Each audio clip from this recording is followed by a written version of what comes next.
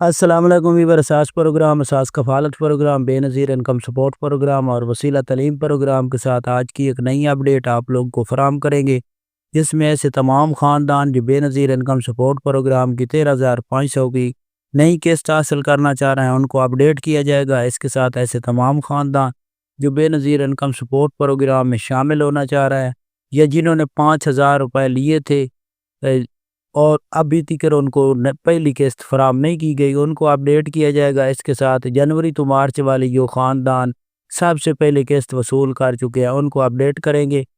جانچ پڑتال والوں کے حوالے سے اپڈیٹ کیا جائے گا۔ اس سے پہلے گزارش ہے چینل سبسکرائب کریں، لائک کریں اور ویڈیو مکمل دیکھیں تاکہ آپ کو ایسی اپڈیٹ سے فوراً طور پر آگاہ کیا جا سکے۔ تو سب سے پہلے اپڈیٹ کر دیں ایسے تمام خاندان جو جانچ پڑتال میں ہیں ان کو اپڈیٹ کریں۔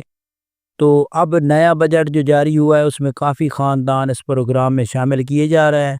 اس سے پہلے جو خاندان رکے ہوئے تھے، کافی عرصے سے جانچ پڑتال میں تھے، ان کے لیے خوشخبری ہے کہ ان کو اس پروگرام میں شامل کیا جا رہا ہے۔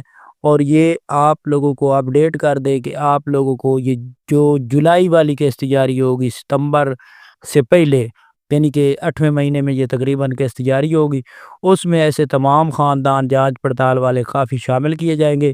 اس قسط میں کافی خاندان ایسے ہیں جو جنوری تو مارچ والی قسط وصول کر چکے ہیں، ان کو ابھی قسط جاری نہیں ہوئی لیکن ان کو جنوری اور مارچ کے درمیان میں قسط جاری ہوئی تھی، تو ان کو اب قسط جاری کی جا رہی ہے 13,500 کی۔ اور اس کے ساتھ ایسے تمام خاندان جو اس سے پہلے 5,000 روپے وزیر اعظم ریلیف پیکج کا ملا تھا ان خاندانوں میں سے کافی خاندان اس پروگرام میں شامل کیے جا رہے ہیں۔